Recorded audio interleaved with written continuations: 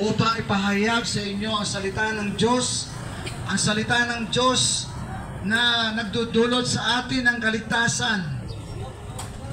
Kung ating pakikinggan ang salita ng Diyos at isa sa buhay, tayo po ay pagpapalain ng ating Diyos at tayo ay maliligtas sa pamamagitan ng kanyang mga salita.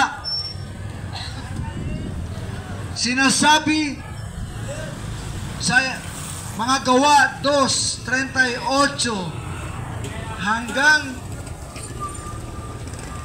39, at sinabi sa kanila ni Pedro, mangagsisi kayo at mangagbautismo ang bawat isa sa inyo sa pangalan ni Jesucristo sa ikapagpapatawad ng inyong mga kasalanan, at tatanggapin ninyo ang kaloob ng Espiritu Santo.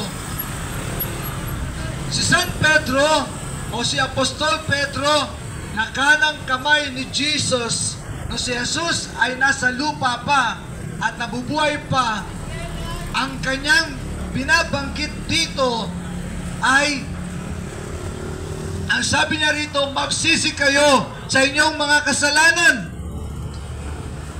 sapagkat ang kasalanan ang magbubulit sa atin sa dagat-dagatang apoy ng impyerno.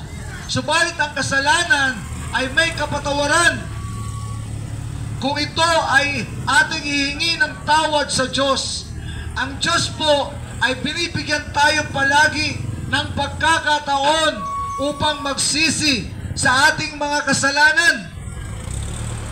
Saan ka nakakita na ang Diyos ay nagpapatawad? Ang Diyos ay nagbibigay ng biyaya sa tao upang siya ay mapatawad at maligtas. At siya'y magkaroon ng kaligtasan. Ang sabi rito ni Pedro, mangagsisi kayo at mangagbautismo ang bawat isa sa inyo sa pangalan ni Jesucristo.